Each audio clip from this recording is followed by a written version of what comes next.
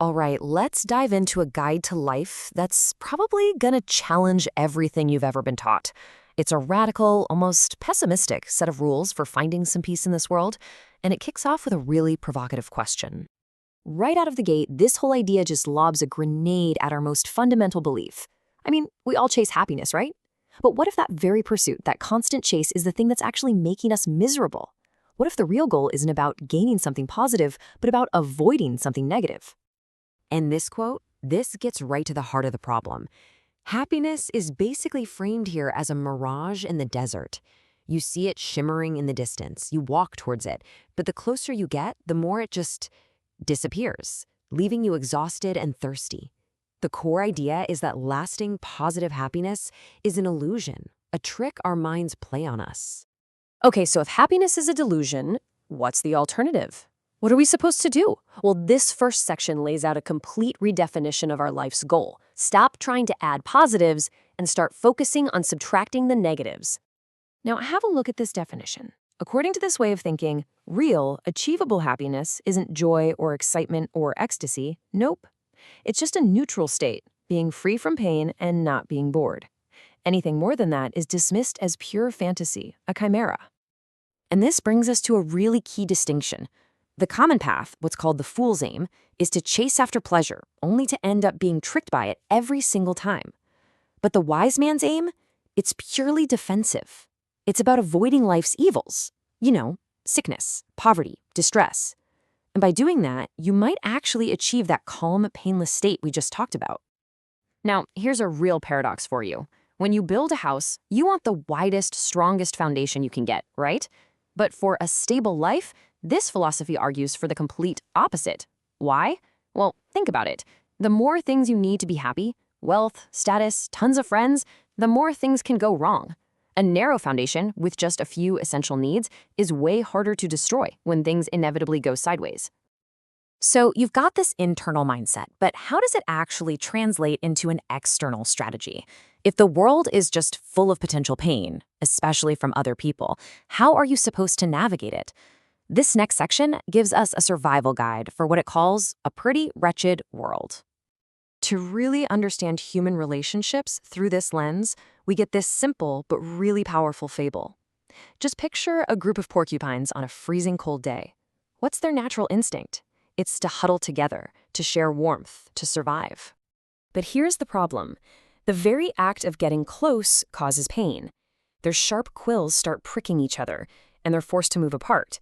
But then the cold drives them back together again, and this whole cycle of needing connection and then getting hurt just repeats. And that's the metaphor, right? That's us, the human need for connection versus the inevitable friction and pain of social life. The solution they finally figure out is a middle ground. It's a tolerable distance where they can get just enough warmth from each other without getting painfully pricked.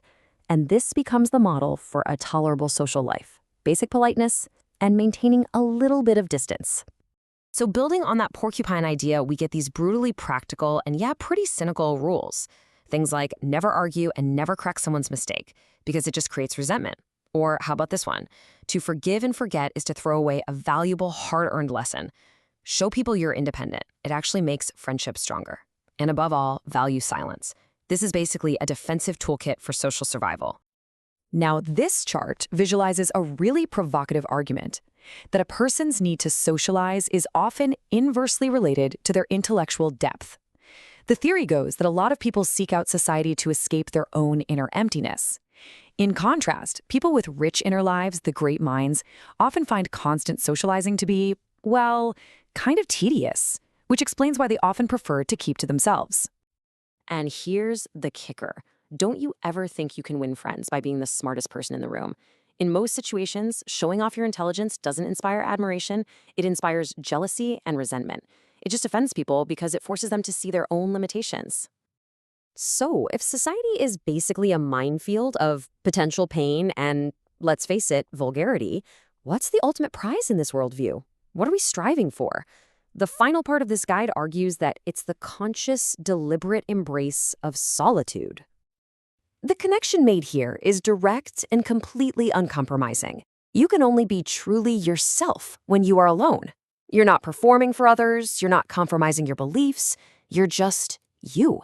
And that is freedom. Therefore, to truly love freedom, you must also love solitude. This presents a really stark choice, doesn't it?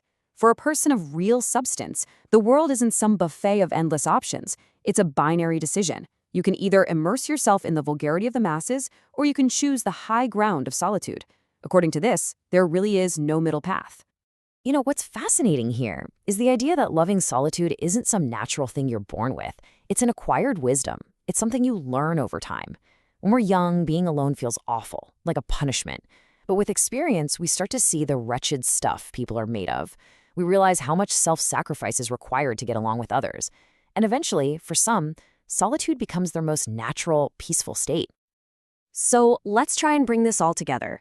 If we abandon the chase for happiness and instead embrace this defensive strategy of just avoiding pain, what's the point of it all? What is the real prize we're playing for? Wow, this might be the bleakest and maybe the most powerful summary of this entire philosophy. Life isn't a gift for us to enjoy. It's a difficult task to be overcome, a job to be completed, something to be gotten through. The goal isn't pleasure. It's simply getting to the end of it. And this slide sums up the trade-off perfectly, doesn't it? We start out life chasing an illusion, these fleeting moments of pleasure. But when we stop chasing and just start observing and enduring, we find the reality, the permanent blessings of actual experience, insight, and knowledge. It's kind of like an alchemist who fails to turn lead into gold, but in the process accidentally discovers chemistry. If there's one single practical piece of advice to take away from all this, it's this right here. Just manage your expectations. The absolute safest way to avoid being miserable is to stop expecting to be incredibly happy. It's a simple but maybe profound formula for a more tranquil life. And so we're left with this one final question to chew on, and it really forces us to look at our own lives and ask, what are we really chasing? Have we been fooled by that mirage of happiness? And maybe, just maybe, could a quiet life, one that is simply free from pain, actually be the wiser, greater prize?